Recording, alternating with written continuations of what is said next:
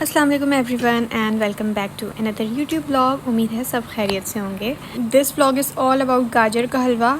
इसने मुझे इतना खपाया है ना इस गाजर के हलवे ने कि कुछ मज़ीद ब्लॉग बनाने की ज़रूरत ही नहीं पड़ी। वैसे तो यहाँ पे पाकिस्तानी गाजरें कम ही मिलती हैं, लेकिन हम पिछली ग्रोसरी जब करने गए तो इतनी बड़ी बड़ी और पाकिस्तानी गाजरें इतनी ढेरों ढेर आई हुई थी नेस्टों में कि बंदा इग्नोर ही नहीं कर सके।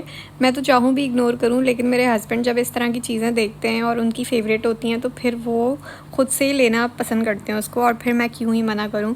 तो सबसे पहले तो मैं यहाँ पे खोया बना रही हूँ, क्योंकि खोया भी यहाँ पे बाज़ार में मिलता नहीं है। और मेरी फ्रेंड ने ना मुझे बताया था कि पाउडर मिल्क होता है ना, उससे खोया बनाओ तो वो इंस्टेंट बन जाता है, जल्दी बनता है। लेकिन मेरे पास एक तो पाउडर मिल्क है नहीं, दूसरा ये कि एक दफ़ा ना मैं ये वाला खोया पहले भी बना चुकी हूँ। इसको बस स्लो आंच पे पकाते रहना है तो एंड में जब बिल्कुल दूध गाढ़ा हो जाएगा ना तो वो खोया बन जाएगा। इतना आसान है, बस ख्याल ये रखना होता है कि जो है ना आपका दूध नीचे लगना नहीं चाहिए। इसलिए मैंने ये वाला बर्तन लिया था जिसमें लगने का ख़तरा ही ना हो। ये गाजरें चेक करें, इतनी बड़ी बड़ी गाजरें थी। मैंने सिर्फ ये 6 ली क्योंकि मैंने सिर्फ अपने हस्बैंड के लिए बनाना है। मैं तो खाती नहीं उतना शौक़ से, और आहिल की भी अपनी मर्ज़ी होती है, कभी वो खा लेता है कभी वो नहीं खाता है। तो गाजर के हलवे की रेसिपी इतनी आसान होती है, सबसे ज़्यादा मुश्किल बस ये होता है कि इसको क्रश करना है।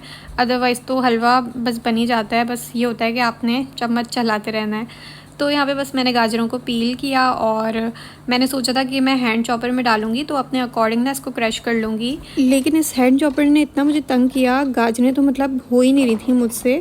जबकि मैं अपने हस्बैंड से करवाती हूँ तो वो कर देते हैं, लेकिन मुझसे तो ये चल ही नहीं रहा था। फिर मुझे इस मशीनरी में ही शिफ्ट करना पड़ा, और मशीनरी में भी मैं चाह रही थी कि बहुत ज़्यादा ना क्रश नहीं हो जाए, चॉप नहीं हो जाए, कि वो बिल्कुल ही पेस्ट बन जाए।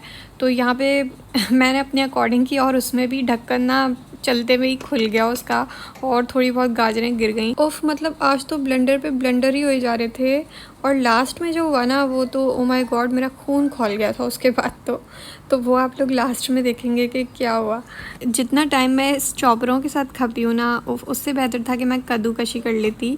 वो भी ना कम टाइम लेते और बर्तन भी इतने जमा नहीं होते जितने मुझे धोने पड़ गए थे। तो यहाँ पे ना ये भी रेडी हो गया था, खोया बिल्कुल रेडी हो गया था, और अब मैं जो है ना गाजर का हलवा बनाना शुरू कर रही हूँ। मुझे आज तक याद है जब मैंने सबसे पहले गाजर का हलवा बनाना चाहा था, और मैंने अपने घर पे फ़ोन किया था, अम्मी को बताया था कि अम्मी मुझे गाजर का हलवा बनाना है, तो आपने मुझे उसकी रेसिपी बता दें। और जब मैंने उनको ये बताया कि मेरे पास सिर्फ 5-6 गाजरें हैं और उसका हलवा बनाना है, तो इतना उन लोगों ने मेरा मजाक उड़ाया, स्पेशली मेरे अब्बू ने, कि तुमने 5-6 गाजरों का तुमने क्या हलवा बनाओगी, वो तो हलवा बनने के बाद इतना सा हो जाएगा कि एक कटोरी में निकलेगा। अब उनको ये बात कौन समझाएगा, यहाँ पे सिर्फ मैंने एक आदमी के लिए ही बनाना है, तो इतना बहुत होता है। क्योंकि उन लोगों का माइंडसेट ये बना होता है कि जब भी कोई इस तरह की चीज़ बनती है तो अड़ोस पड़ोस में भेजी जाती है, या जो है अपने दोस्तों को भेजी जाती है, या भेजना नहीं तो उनको घर बुला के खिलाया जाता है। लेकिन उनको ये बात कौन समझाए कि यहाँ पे ये वाला रिवाज है ही नहीं।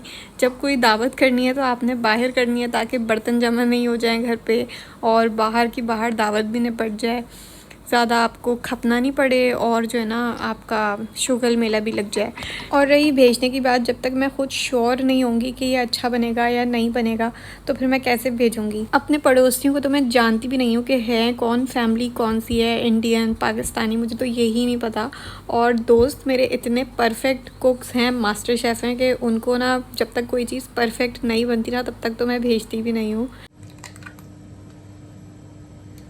मीनवाइल मैं अपने बेटे के लिए पैनकेक बना रही थी, क्योंकि इसको लगी थी भूख, और ये चेक करें इसकी भूख का आलम, और इतना एक्साइटेड होता है ना जब इसको पता होता है कि इसकी फ़ेवरेट चीज़ बन रही है।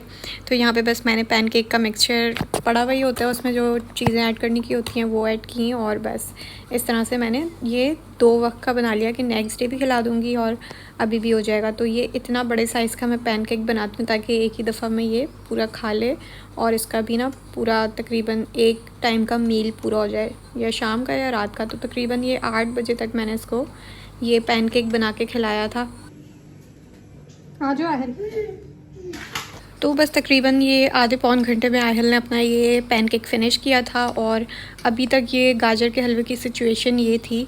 मैंने बस इसका सोचा कि अब मैं जो है ना इसकी थोड़ी भुनाई करती हूँ, खुद से ही इसका पानी ड्राई करूँगी और जितनी भी मोटी मोटी गाजर है ना उसको प्रेस करूँगी तो पानी खुश्क हो जाएगा। कभी कभी ऐसा होता है कि जो चीज़ बहुत आसान लग रही होती है ना कि बहुत जल्दी बन जाएगी और आसानी के साथ बन जाएगी, उसी में ही ना इतने ब्लंडर हो रहे होते हैं। और लिटरली आज मुझे ऐसा लग रहा था कि जैसे मैं कोई नई नवेली दुल्हन हूँ और वो मैंने पहली दफ़ा गाजर का हलवा बनाया है। अभी इसका पानी बस ड्राई होने ही लगा है। मैंने सोचा कि जल्दी से ना वो कर लेती हूँ, क्रश कर लेती हूँ जो भी ड्राई फ्रूट्स होते हैं। तो ये ऐसे चुटकी बजा के ये क्रश हो गई हैं। तो बस अभी इनको ना घी में मैं हल्का सा फ्राई करूँगी और ऐड करूँगी। टाइम मैनेजमेंट में तो मैं अभी तक ज़ीरो हूँ। यहाँ पे सिर्फ मैं गाजर का हलवा ही बनाती जा रही हूँ, खाने का कुछ अता पता नहीं है। तो जो हैवी ब्लेंडर हुआ था ना वो ये हुआ कि घी एकदम तेज़ गर्म हो गया और जैसे ही मैंने ड्राई फ्रूट्स डाले वो वैसे ही ना एकदम ब्राउन हो गए और काजू तो इसमें बिल्कुल ही डार्क ही हो गए थे। तो जब इतनी मेहनत के बाद ऐसा कोई भंड होता है ना तो बंदे का खून तो खौलता ही है। तो मेरा भी अभी वही हाल हुआ था, लेकिन शुक्र कि मेरे हस्बैंड ने फिर भी अप्रिशिएट किया। उनका ये बोलना था कि जो शुगर है ना इसमें वो हल्की सी तेज़ है और वो जो है ना कट कर रहा है, जो फ्लेवर आ रहा है ना ड्राई फ्रूट्स का इसको कट कर रहा है शुगर। तो उनको समझ आ गया, उनको पसंद आ गया। तो और इससे अच्छी बात क्या हो सकती है, क्योंकि उन्होंने ही खाना था, मैंने तो खाना ही नहीं था, मुझे तो पसंद ही नहीं है। थोड़ा बहुत मैंने टेस्ट किया था लेकिन मुझसे खाया ही नहीं गया। तो यहाँ पे बस मैंने जो खोया बनाया था वो इसमें ऐड किया, जो बचे कुछ थोड़े बहुत ड्राई फ्रूट्स रखे हुए थे वो ऐड किए और हलवा रेडी हो गया। अभी मैंने अपनी टिकटॉक पे और इंस्टा पे इसकी पोस्ट भी लगाई है और वो तो बिल्कुल ऐसी पोस्ट है जैसे एकदम नंबर 1 हलवा बना है। कमेंट्स भी उस पर अच्छे अच्छे मिल रहे हैं, लेकिन जो रियल स्टोरी है वो तो इधर है। और ये हो गया है खाने का इंतज़ाम भी डन। तो yes guys, that's it for the vlog. Hope you guys like my story, disaster story of gajar का halwa. See you guys in the next vlog. Bye bye and अल्लाह हाफ़िज़।